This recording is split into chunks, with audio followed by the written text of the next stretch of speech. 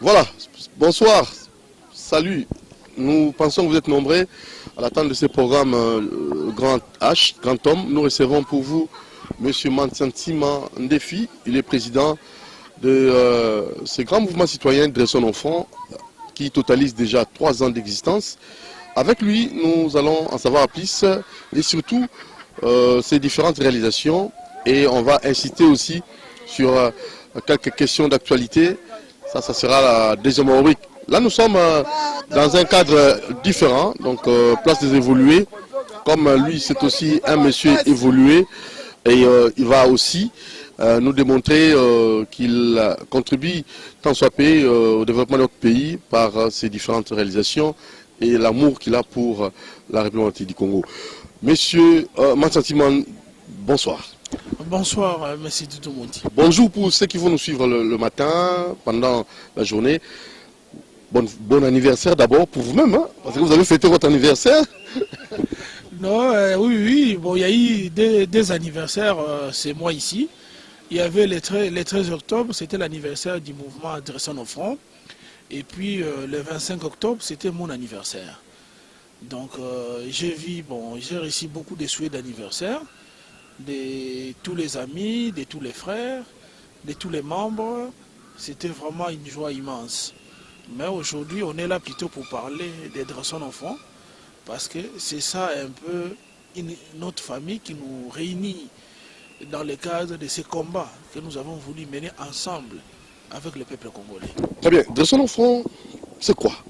Un petit rappel. C'est quoi Dressons enfants? Pourquoi Dressons enfants? Qu'avez-vous réalisé 3 ans après? Dressons enfants, c'est votre mouvement qui est un mouvement d'un engagement citoyen dans le cadre d'éveiller la conscience des jeunes Congolais, des parents congolais, sur la prise en charge personnelle. Parce qu'il faut comprendre, chacun de nous a un génie qui sommeille en lui. Mais ce génie n'est pas mis en mouvement par le manque de la formation. Nous ne sommes pas formés, les jeunes, beaucoup de jeunes, la plupart des jeunes sont abandonnés à eux-mêmes. Beaucoup de parents, beaucoup de jeunes filles n'ont pas eu la chance d'apprendre un métier ou la chance d'étudier.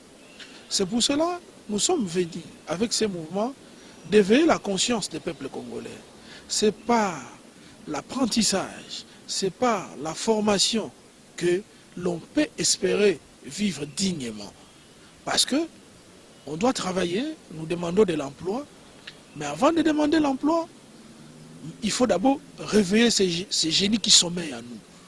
Et ces génies, c'est grâce à la formation. Chacun fera les choix par rapport à son talent naturel. Pour un ébénisterie, c'est pour les jeunes. Pour un menuisier, pour un maçon, pour un ajusteur, pour un peintre, pour un artiste, pour un artisan. Tout dépend de son génie et il fera les choix qu'il faut. Mais il y a une réalité, il y a une vérité. Toutes les politiques qui se sont succédées n'ont pas pris en compte la dimension de la formation. C'est vrai, la formation a toujours été un parent pauvre. Et pourtant, dans un pays en voie de développement, dans un pays pauvre, le véritable investissement devait être dans la formation. Pourquoi cela n'est pas pris en compte dans notre pays? Mais c'est parce que les ennemis de ces pays ont voulu détruire ces pays. Qui sont ces ennemis, clairement parlant? Les ennemis de ces pays, ce sont ceux qui ne veulent pas que les Congolais se développent. Parce que si nous nous réveillons, c'est que nous aimons les pays. Les ennemis des pays sont aussi certains Congolais, les anti-patriotes. Certains aussi sont peut-être des étrangers qui veulent que les Congolais puissent demeurer dans l'ignorance. Plus nous sommes ignorants, mieux on ne va pas déranger. Les Congolais eux-mêmes ont cette conscience-là. Est-ce qu'ils savent, ils connaissent, ils comprennent la grandeur de ces grands pays, la République du Congo, et les différentes richesses que ces pays regorgent? Oui, mais les Congolais, pour la plupart, sont inconscients. Quand quelqu'un n'a pas appris, quand quelqu'un n'a pas été au banc de l'école, quand quelqu'un n'a pas été formé, il ne prend pas la conscience et la dimension de son environnement. Parce que quelqu'un qui n'a pas été au banc de l'école, qui ne connaît pas la géographie, il ne comprend pas ce que c'est la place de son pays dans l'échiquier du monde. C'est la place de son pays dans l'échiquier africain.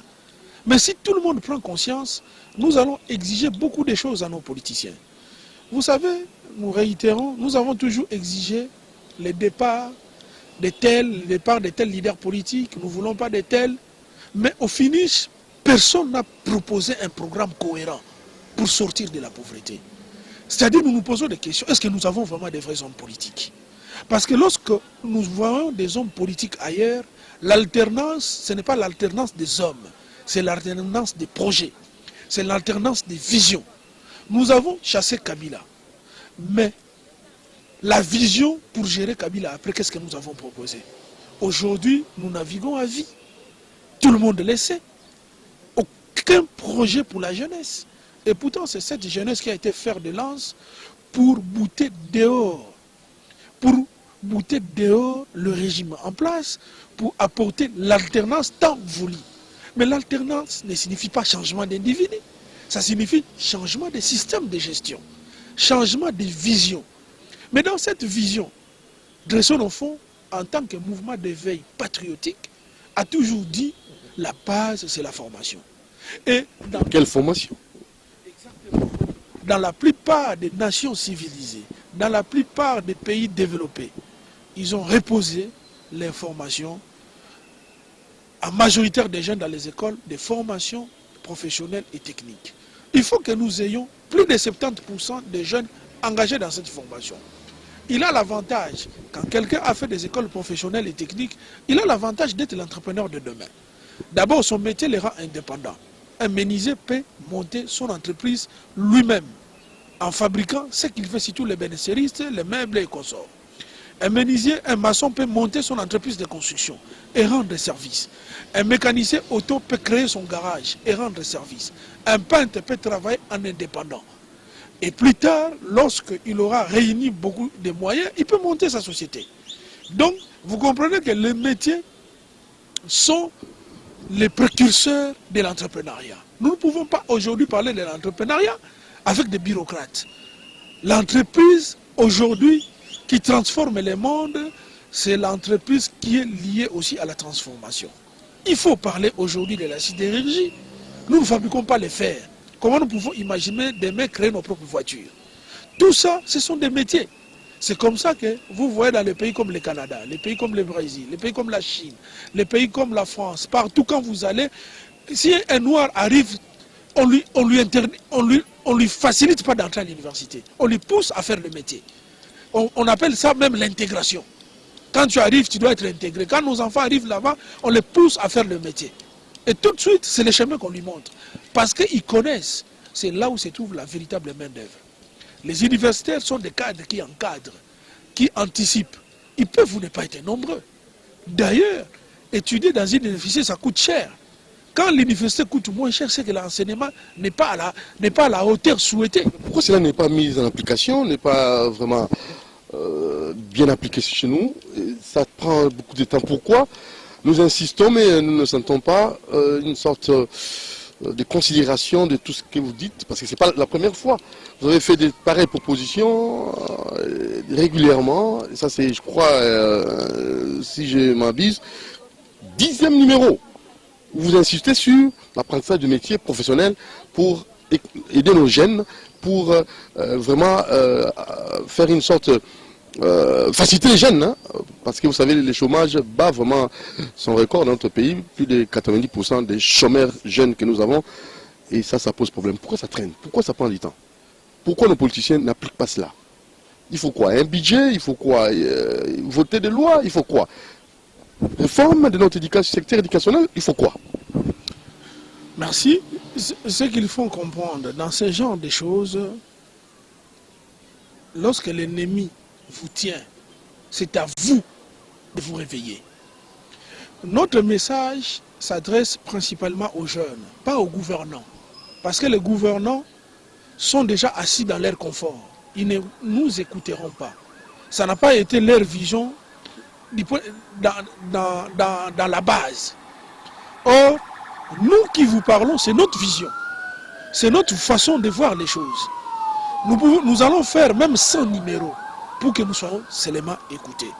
Il faut que tous les jeunes puissent penser comme nous, qu'ils comprennent ce que nous comprenons, notamment le développement à travers les domaines de métiers professionnels et techniques. Nous voulons que nous soyons écoutés par les jeunes. Parce que si nous sommes nombreux, nous sommes 1 million, 2 millions, 10 millions, 5 millions de jeunes qui réclament cela, il n'y aura pas autrement. Parce que nous ne réclamons pas. C'est pour cela que ces gens-là font ce qu'ils veulent. C'est pour cela qu'un homme qui n'a pas de vision peut nous diriger. Mais les jours où nous allons réclamer des choses qui sont cohérentes, vous verrez que ne peut s'aventurer à diriger ce pays un homme qui a une vision.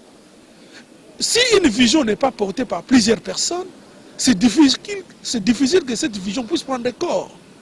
Le problème, même si nous qui portons cette vision, nous ne sommes pas dans les décisions, mais si la majorité des jeunes demandent cela, ça sera d'application. Parce que tout le monde qui viendra ne parlera plus de, par exemple, de peuple d'abord ou bien de tels dégages, mais il parlera plutôt, nous voulons les écoles professionnelles et techniques, les centres de formation professionnelle et technique, les foyers sociaux pour notre développement. Nous voulons des grands ateliers. De façon gratuite. Des grands ateliers. Nous voulons des laboratoires d'une manière gratuite pour que nous soyons formés, intégrés dans notre société afin de booster les développements. Quel argent? Avec le budget, un budget conséquent. Donc celui qui vient, il ne viendra plus s'hasarder. Vous savez, ces gens-là font ce qu'ils veulent parce que nous n'exigeons pas ça. Depuis la nuit des temps, nous n'avons jamais demandé ça. Il faut qu'on dise la vérité. Nous avons toujours demandé tel quitter pour être remplacé par tel. Nous avons un leader politique qui émerge, que tout le monde suit, quelle est sa vision politique, on ne connaît pas. La vision ne peut pas se limiter à élection, dialogue. Non, la vision doit être là, elle doit s'imposer. C'est pour cela que Dressons nos fronts, dans sa 3e année d'anniversaire, a pu faire un travail important au sein de la jeunesse. Je vous dis, j'ai beaucoup de sourires parce que beaucoup de jeunes portent aujourd'hui cette vision. Nous ne sommes pas majoritaires. Le travail de la télé, c'est que nous soyons majoritaires. Nous nous battons pour que nous devenions même 10 millions. Si nous sommes 10 millions, personne ne trompera plus les jeunes Congolais. C'est plus dans le cadre de la sensibilisation, c'était tout simplement à ce niveau-là. C'est un éveil de conscience. Il faut que les jeunes se réveillent, de mieux demander. Surtout, il y a des jeunes qui ont raté les formations. Il y a des jeunes qui n'ont pas eu la chance, des jeunes filles, des filles mères qui sont abandonnées. Il y a nos mamans qui sont dans des marchés qui vendent la main les sols. Ils ont besoin des foyers sociaux. Ils peuvent apprendre le métier de tissage, le métier de couper-couture, l'alphabétisation. Ils seront automatiquement intégrés. Ils peuvent apprendre le métier, par exemple, de restauration. Ils peuvent créer leurs restaurants de très bonne qualité. À ce moment, ça va rehausser leur niveau de service. Ils peuvent gagner un peu plus. Ça, un individu ne peut pas le faire. L'État y gère notre argent. Nous avons les mines, nous avons les coltans. Pourquoi les coltans n'apparaissent pas dans notre budget? Je ne cesserai de vous poser cette question parce que quand quelqu'un nous suit, il pourra dire mais non, mais monsieur Mansantima Ndefa, quel problème? Nous avons déjà l'INPP. Moi, j'aimerais que vous puissiez encore insister là-dessus et démontrer quelle est la différence entre cette proposition que vous faites là et l'INPP. Parce qu'il faut nécessairement que vous puissiez quand même lever cet équivoque auprès de tous ceux qui nous suivent. À tous ces jeunes qui me suivent, l'INPP, c'est une très belle institution qui perfectionne. Déjà, c'est Institut national de préparation professionnelle.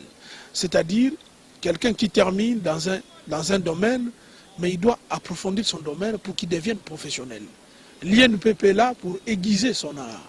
Quelqu'un qui travaille dans une société, dans les domaines de secrétariat, il y a une nouvelle technologie qui apparaît.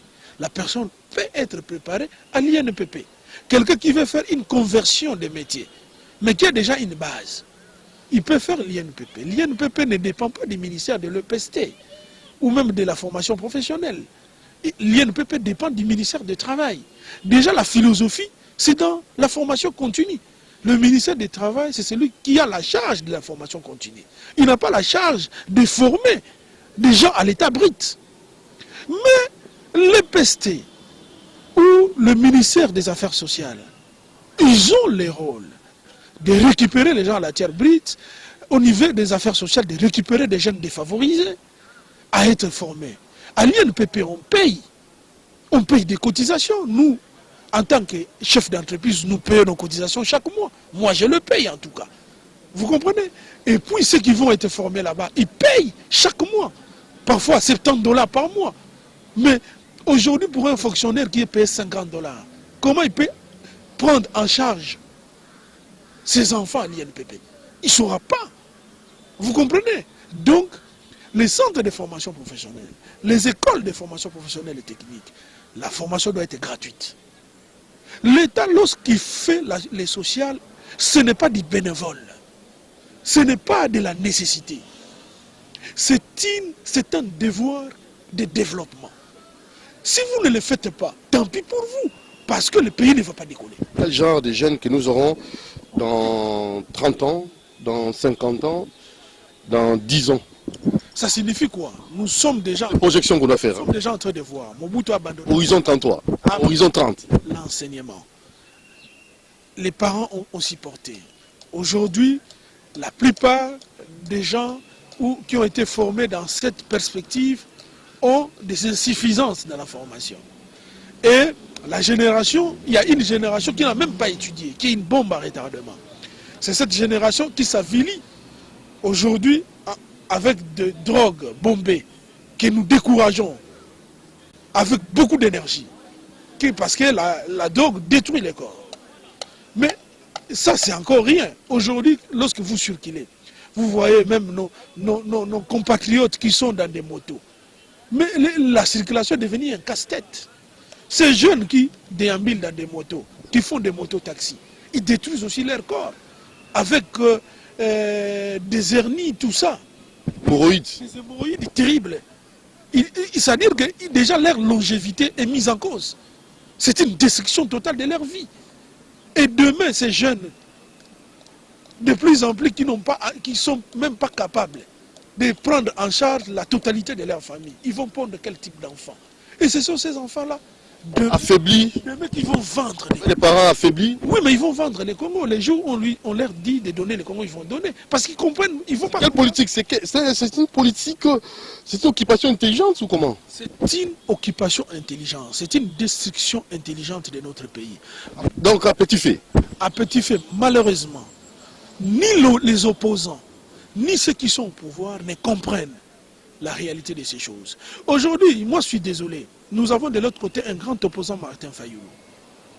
Vous voyez, il est là. Mais lorsqu'il parle, est-ce qu'il fait une proposition de développement? Qu'est-ce qu'il pense de ces jeunes qui les suivent? C'est cela le discours. De l'autre côté, nous avons le président Félix Tshisekedi. Gratuité de l'enseignement, ça pose déjà problème. Un problème de ceux-là qui gagnent plus, qui gagnent moins. Et conséquence, les rentrées des classes deviennent de plus en plus compliquées. Lorsque les enfants vont en vacances pour rentrer, ce sont des discussions interminables. Vous comprenez? Donc, il est temps que nous investissions totalement dans les domaines de la formation. Le social, c'est le devoir. Il faut penser même à des écoles d'élite. D'élite dans chaque domaine. Les écoles d'élite ne signifient pas maths physique, non. C'est quel genre d'école? Les écoles de formation professionnelle d'élite. Vous avez par exemple Don Bosco. C'est une école d'élite. En matière de formation professionnelle. Vous avez des écoles comme des IM. Dans d'autres domaines, vous avez les Boboto, les écoles jésuites, les Kabambar, tout ça. Vous terminez, vous avez directement votre embauche, votre emploi. Vous êtes... Le problème ici, il faut changer aussi notre système de formation. Aujourd'hui, les formations doivent être liées aux compétences. Vous ne pouvez pas faire 6 ans d'école primaire et 6 ans d'école secondaire et ne pas être compétent. Quelqu'un fait le maths physique mais il n'est pas compétent. Ça, c'est quand même dangereux. De tout l'investissement que les parents ont fait, le gars n'est pas compétent. Oui, il est intelligent. Donc cloué au lit, donc dépendant totalement. Je ne parle même pas cloué au lit, mais il n'est pas compétent. Parce que lorsqu'on forme, la compétence c'est quoi? Lorsque je te forme, tu feras quoi? Après avoir terminé tes études secondaires, tu vas être qui? Il faut que déjà ce niveau, quelqu'un se situe. Quand quelqu'un a fait la biochimie, il est qui? Rien du tout. Il est obligé d'aller à l'université. Maintenant s'il n'y a pas l'argent, l'université devient qui? Vous voyez même, notre formation pose problème. La durée aussi, ça prend du temps pour rien. Même la durée secondaire, ça peut être... Finish, on a quel résultat, quel produit fini? C'est cela. Donc nous, ce que nous voulons, quand quelqu'un termine ses études, il doit être compétent. C'est-à-dire, il termine, j'ai fait le maths physique, je suis compétent pour ça, ça, ça, ça. Je suis compétent pour faire des analyses, je suis compétent pour faire ceci. Parce que les investissements jusqu'à ce niveau-là, que l'État va faire, ça doit être rentable pour les pays. Ça ne doit pas être des investissements jetés à l'eau.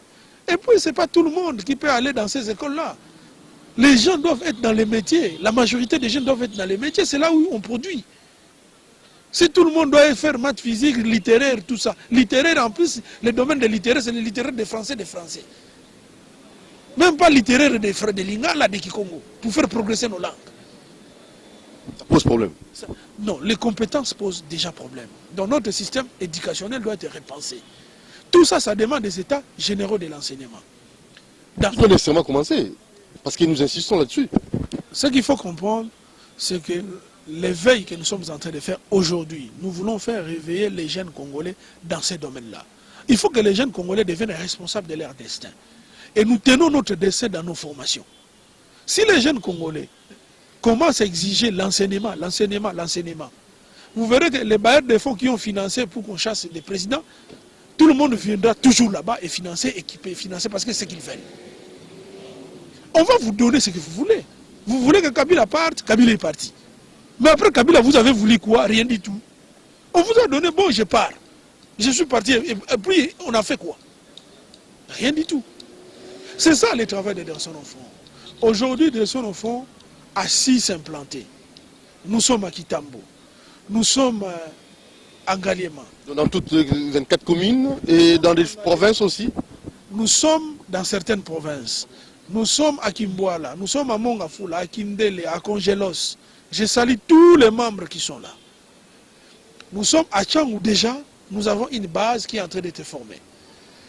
Monsieur Alekabou. Voilà. Donc ça, il faut comprendre. Nous sommes déjà, aujourd'hui, j'ai été contacté par des jeunes de Butembo. À partir de Butembo, ils m'ont écrit. Ils sont contents de l'initiative qui a été prise. Ils ont beaucoup aimé sur ma page Facebook, parce que nous avons lancé une page Facebook de Fanfam Ancientima. Les jeunes qui nous suivent à travers la République ont réagi positivement. Beaucoup de messages inbox, ils ont dit, Président Fanfan, c'est ce que nous voulons. Vous êtes parmi les rares personnes qui parlent de ces problèmes des jeunes. Déjà, nous ici, nous nous prenons en charge. Nous avons lancé des écoles de formation professionnelle dans le cadre de couper couture de maman que nous récupérons dans des zones de guerre. Vous voyez, quand vous parlez avec des gens, vous sentez que c'était un besoin pressant. C'est le besoin même le plus profond des jeunes Congolais. Nous avons parlé avec eux. Nous discutons, nous chattons avec eux. Et ils ont adhéré totalement à cette vision. Lorsqu'une vision est claire et limpide et que les jeunes trouvent en vous cette voix porte-étendard qui parle pour eux, ils ne peuvent que vous aimer. Ils ne peuvent que vous dire, désormais, nous sommes votre partenaire. Ce sont nos partenaires. Aujourd'hui, nous avons des partenaires à Butembo. Est-ce que vous pouvez vous imaginer? Nous sommes en train d'aller petit à petit. Il faut que cette vision puisse conquérir le pays tout entier. Et vous verrez, le paradigme va changer. Les policiers qui nous suivent, les militaires qui nous suivent, il a besoin que son enfant soit formé. Ce que j'ai dit, c'est pour eux.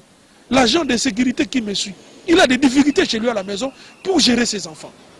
Mais si on ne forme pas son enfant, quel est l'héritage qu'il va léguer? C'est le chaos derrière lui. Il a besoin que cet environnement puisse se développer. Ce message, c'est un message qui n'est pas politique. C'est un engagement citoyen. Un engagement citoyen des valeurs. Si nous en parlons et nous revenons, nous donnons le meilleur de nous-mêmes parce que nous sommes des patriotes. Nous aimons le pays. C'est notre pays, c'est notre nation. Nous n'accepterons pas que ce pays sombre dans des insuffisances de nos dirigeants politiques qui pensent qu'à leurs intérêts, qui ont des discours... Ils pensent qu'aux élections. Aux élections sans programme. Mais finalement, aujourd'hui, jeunes Congolais, les députés qui viennent vers vous, qui vous donnent un gâteau, qui vous donnent un polo, mais cette personne vous chosifie. Il veut hypothéquer votre avenir à cause d'un polo. Monsieur Mansantima, j'aimerais que vous puissiez quand même donner à titre exemplatif, hein, parce que vous savez, professionnaliser notre métier, et valoriser cela, prendre cela en compte.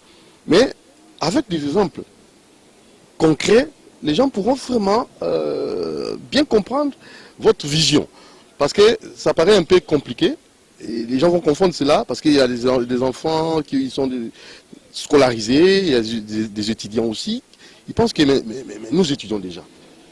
C'est le travail qui nous manque. S'il y a moyen, mettez à la disposition de la jeunesse vos entreprises que vous allez ouvrir ou quoi que ce soit. Alors moi j'aimerais que vous puissiez bien expliciter cela. Donc bien détailler cela pour que ça soit clair et net.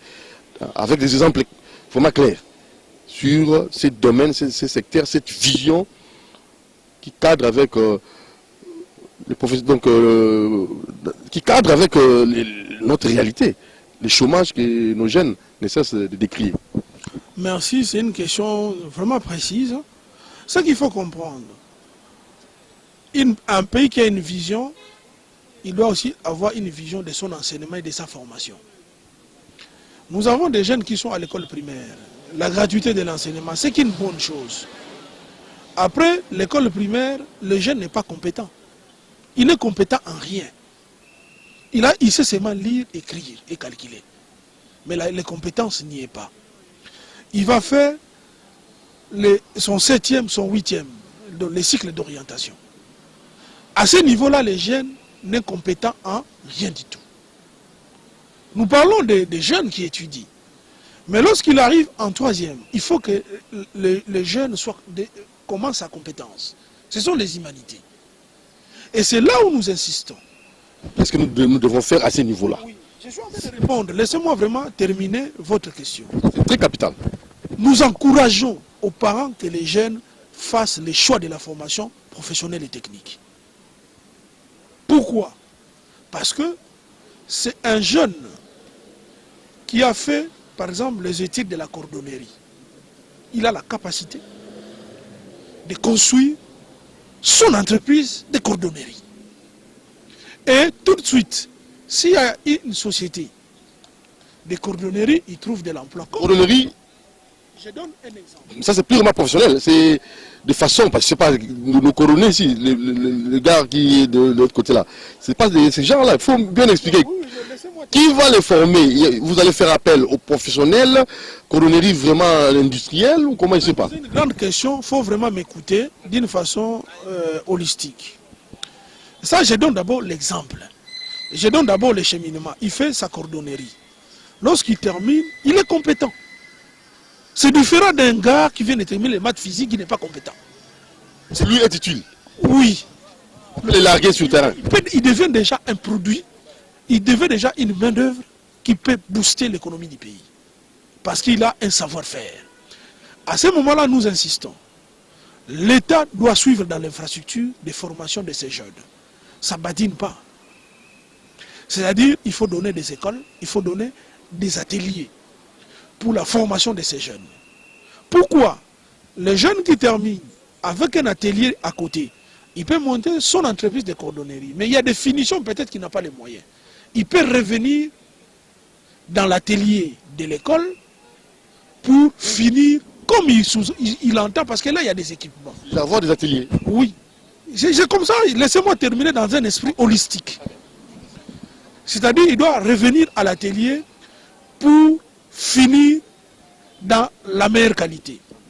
À ce moment-là, l'atelier de l'école est rentable, la personne est rentable à la cité. En troisième dimension, il y a l'investissement de l'État. C'est-à-dire, il faut que l'État comprenne ça.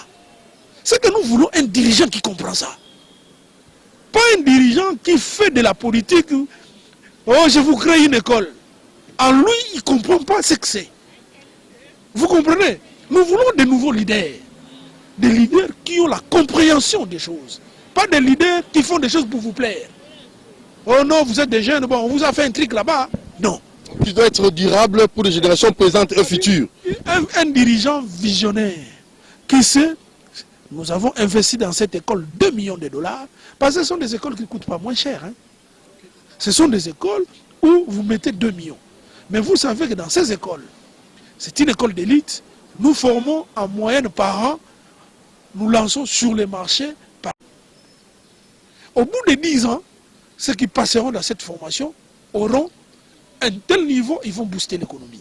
Parce que le développement, l'émergence, ce n'est pas comme ça. Les pays n'aiment même pas sur la voie de l'émergence compte tenu de cette formation. Tout ce qu'on nous dit par les politiciens, c'est du trompe-l'œil. L'émergence commence là-bas. C'est dans la formation.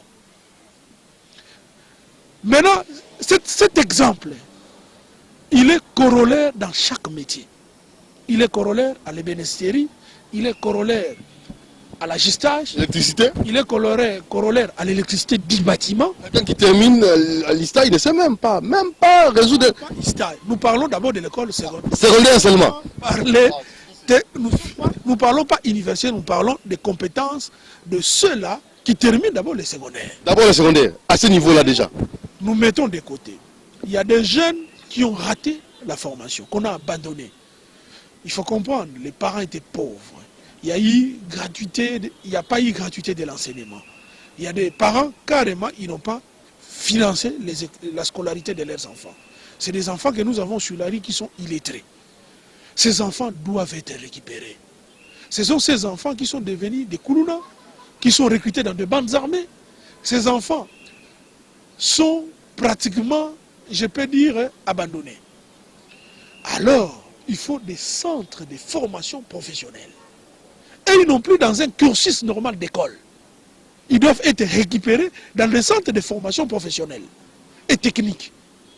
Et dans ces centres, il y a l'alphabétisation, parce qu'ils doivent savoir lire, écrire et calculer. Et puis, il faut un métier. Ce sont des professions, quand quelqu'un est adulte, on peut déjà les former pour 2 ans. Après, lui-même, il devient utile, il commence à financer. S'il a des ambitions, il finance ses études. C'est comme ça qu'à l'époque, lorsque les jeunes sont arrivés, ils ont récupéré nos parents qui étaient plus âgés. Mais à un certain âge, ils ont fait des formations de 3 ans, de 4 ans, ils sont devenus utiles à la société. On parle de Lumumba qui a fait, par exemple, 4 ans d'école ou 5 ans, mais qui a été Premier ministre dans ce pays. C'est possible. C'est possible. Tout le monde sait que c'est possible. Tout le monde le sait. Mais personne ne veut l'appliquer. Personne ne veut l'appliquer. Parce qu'il n'y a aucune politique. Troisièmement, nous avons des mamans, des filles mères, des mères au foyer, qui sont déjà pleines dedans, des mamans qui vendent des poissons, qui vendent des arachides. Il faut les récupérer dans des foyers sociaux comme à l'époque.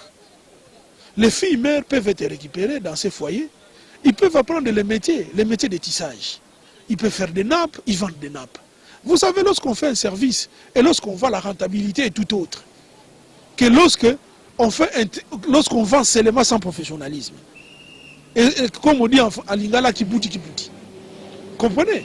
Et puis, il faut récupérer nos mamans qui vendent par-ci, par-là. Ils peuvent apprendre des métiers là-bas. Les métiers de restauration, les métiers de pâtisserie. Si la maman... Ici, là, ce que nous avons là, juste derrière Morunjambé. Exactement. C'est un peu modernisé, un peu professionnalisé. Exactement. Cuisine, mais autrement. Exactement. Présenter les produits autrement. Exactement. Et ça s'apprend. Et lorsque vous avez des foyers sociaux, on récupère des jeunes dans les métiers de restauration, dans des métiers d'hôtellerie, c'est-à-dire qui peuvent être employés dans les hôtels de luxe ou de qualité. Le maman qui vendait des beignets, lorsqu'ils apprennent les métiers de pâtisserie, ils font maintenant des jolis gâteaux. Il y a des variétés sur leur table, ils vendent bien. Le maman qui vendait hier des poissons, on leur apprend des techniques de conservation, des techniques de fumage ou de séchage des poissons. Vous voyez? Et tout ça compte. C'est ce que nous devons faire. Et dans ce genre de choses,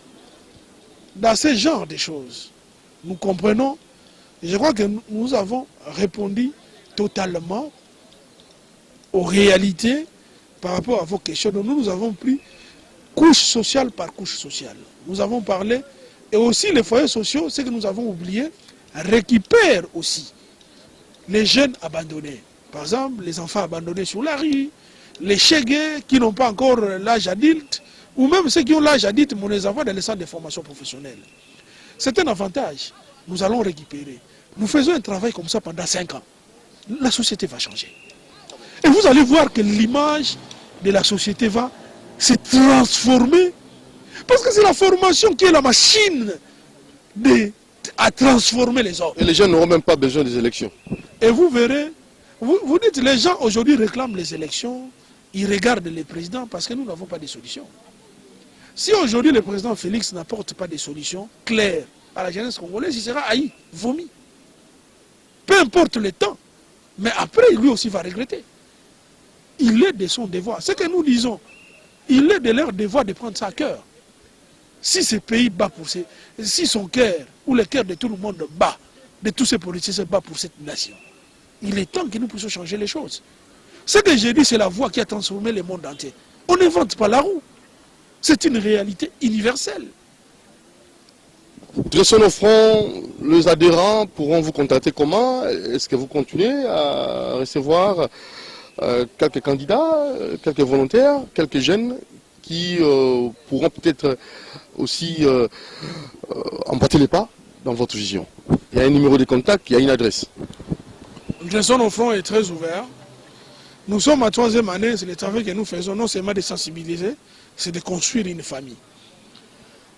Ceux qui nous suivent, notre numéro c'est 082 26 39 983. Nous sommes là, nous portons cette vision. Créons une forte communauté. 082 26 39 983. Et suivez notre page, la page des Fanfans Manciantima. Likez la page. Invitez vos amis à liker cette page. Nous allons ensemble construire une communauté. Soyons 10 millions, soyons 20 millions. Si nous sommes nombreux, nous ne voyons pas comment on ne va pas faire cette politique. C'est vrai, nous marchons derrière les partis politiques. Des partis politiques parce que tel doit arriver au pouvoir, des ambitions égoïstes. Mais pour une fois, on vous parle de vous-même. Parce que Dressons nos fronts vient vous parler de vous. Ce que vous devez être. Et vous donne même les programmes. Pas d'un leader politique. Il vous donne même la méthode d'y arriver. C'est votre frère. Je pense que c'est une voie que Dieu a choisie pour que vous puissiez écouter ces messages combien importants pour notre développement. Parce que si nous ne faisons pas ça, le pays risque de disparaître. Jusque quand nous allons tout le temps espérer sur des hommes? Pourquoi nous n'exigeons pas à ces hommes ce que nous voulons? Pour une fois, nous vous donnons ou nous vous mettons des paroles dans la bouche pour que vous puissiez réclamer ceci à vos leaders politiques. Si peut-être ils peuvent vous écouter. C'est inimaginable. Un parti politique qui a beaucoup de jeunes ne puisse pas penser à l'avenir de sa jeunesse. C'est compliqué, hein? Et ces jeunes, vous suivez comme ça délibérément. Nous savons que notre cri est pour plusieurs jeunes. Les jeunes qui sont parfois utilisés, ils sont moins nombreux. Mais il y a la majorité silencieuse des jeunes qui coupissent dans la misère, qui nous écoutent à travers les communes les plus reculées de la ville de Kinshasa, à travers toute la République. Il est temps, comme un seul homme, que nous nous mettons debout pour que les paradigmes de développement puissent changer. Voilà un peu ce qui peut être notre message pour ces 3 ans d'anniversaire. Votre mouvement totalise 3 ans. Beaucoup de jeunes nous ont suivis, mais nous ne sommes pas assez. Il est temps que vous nous suivez. Il est temps que vous allez, même sur notre page Facebook, liker, pour que nous puissions partager nos idéaux à travers les réseaux sociaux, qui est un canal où nous sommes en direct, nous chattons et nous partageons et nous montons des stratégies. Parce qu'aucune salle de réunion ne peut contenir 20 millions de Congolais. Mais dans les réseaux sociaux, il est possible que nous soyons 20 millions ensemble autour d'un leader, que nous puissions discuter des choses intéressantes pour le développement de notre avenir. Merci Fanfan Manciantima. Il nous reste quelques 5 minutes. Hein? Donc, parce qu'on devait... déjà combien? Il nous reste 5 minutes seulement. Peut-être que vous allez juste argumenter sur ces blocs patriotiques, FCC, la MOCA qui organise et l'Église catholique. Voilà. Il marche les 6. Voilà. Un mot. qui veulent à tout prix que Denis Kadima soit mis à l'écart. Merci beaucoup. C'est très regrettable pour notre pays. Nous avons un problème. Nous avons des dirigeants politiques qui ne voient que les élections. Le développement leur importe peu. C'est que le développement du peuple importe peu. Ce qui compte aujourd'hui, comment rester au pouvoir le plus longtemps possible de l'autre côté et comment récupérer le pouvoir de l'autre côté. Même ceux qui marchent, qui veulent que l'autre fasse ceci, ils n'ont aucune proposition de développement. Il n'y en a même pas. Nous naviguons tous à vie. Non, il faut que des choses comme ça cessent. Aujourd'hui, il faut qu'il y ait des réformes du point de vue du processus électoral. C'est-à-dire quoi? Il faut que les choix des animateurs ne soient plus l'apanage des églises. Parce que depuis 2006 jusqu'à aujourd'hui, les choix d'animateurs ont toujours posé un problème. Aucune amélioration dans les systèmes de choix. Il est temps que nous puissions améliorer. Pourquoi? Les désavantages que nous avons aujourd'hui, nous avons un organe de la gestion électorale qui n'est pas accepté, qui n'a pas l'adhésion totale de la République. Je crois qu'il y a eu une proposition que le président de la CENI soit choisi par ses pairs. C'est-à-dire la plénière, l'opposition présente ses membres, la majorité présente les membres, la société civile présente les membres. À l'intérieur de la plénière, on fait un vote. Celui qui gagne, on accepte. Peu importe qu'il soit soutenu par le pouvoir ou pas, parce que les élections, il y aura toujours une réalité. On peut dépolitiser la CENI. Vous savez, de par la gestion de la CENI, le bureau de la CENI est un organe totalement politique. Mais il joue une politique non partisane. C'est ça qu'il faut comprendre. Toute personne qui connaît les sciences électorales savent que ce que j'ai dit est vrai. Aujourd'hui, nous avons des gens qui parlent des élections, mais qui ne maîtrisent pas la science électorale. C'est ça qu'il faut comprendre. L'élection n'a pas seulement une dimension politique, il a aussi une dimension scientifique. Et la plupart des hommes politiques congolais ne connaissent pas les élections. Preuve en est, ils sont même incapables de gagner un procès à la régulière, même si apparemment il a raison. Parce que dès le départ du processus, personne ne se rend compte comment s'organiser pour conquérir avec ces élections. Si nous avons des bonnes personnes politiques qui maîtrisent les systèmes électoraux dans l'opposition, ils peuvent compliquer les pouvoirs en place. Parce qu'au lieu de marcher, il faut mettre des mécanismes qui permettront de contrer ces systèmes dans la planification et dans le dépouillement et dans la promulgation des résultats. Or, aujourd'hui, nos hommes politiques, ils ne se réveillent que quand il y a les élections. Or, les élections commencent à se préparer déjà maintenant. Ils sont distraits apparemment. La communauté internationale a pris acte. Il a dit à tout le monde de s'engager, même si le processus n'est pas est entaché un peu de beaucoup de contestations. Est-ce qu'on peut avoir aussi des élections où les gens vont la dynamique élire leurs dirigeants sans contestation? Accepte déjà ce que le processus est en marche. Et sachez, M. Félix Tshisekedi, dans cette façon de faire les choses, il passera calmement. Parce que l'organe de la gestion électorale est déjà là. Aujourd'hui, ce qui peut être fait au niveau de nos hommes politiques, c'est de mettre en place des stratégies. Vous savez, on peut tricher. Mais si le peuple maîtrise le processus électoral, je vous dis, même celui qui va tricher ne passera pas. Pour conclure, nous sommes arrivés au terme. Mais pour conclure, nous invitons au peuple congolais de ne pas suivre les politiciens de tous bords, mais de s'informer sur le processus électoral afin que les candidats que vous allez porter puissent gagner. Et nous allons faire un travail dans les jours qui suivent, dans ce sens-là, afin de vous sensibiliser, vous puissiez comprendre ce que c'est les élections, parce que c'est important. Merci M. Ndefi Matsantima, président de ce grand mouvement citoyen de son enfant. 3 ans d'existence déjà. Merci, à la prochaine occasion. Merci Doudou Montiré. Voilà, vous pouvez nous appeler si vous voulez contrer ou contredire tout ce que M. Mansatima venait comme ça de vous expliquer, j'ai du doute fort qu'il y ait des contacteurs. Au 089 61 52 634, 089 61 52 634, la rediffusion demain samedi à 9h. Merci à Moro Njambé, merci à Lenka Bongo, merci à nos exploitants, il y a Christian Banjolo, Fiston Atunga, Bruno Nzinga, merci Kifou, et merci à Hermak, au Makonda. Portez-vous bien, nous aimons le Congo, nous vous aimons aussi, pensons positivement, et aussi pour le développement de notre pays, ça c'est très capital, soyons nationalistes et patriotiques. Des patriotes véritables, pas des hypocrites. Ciao.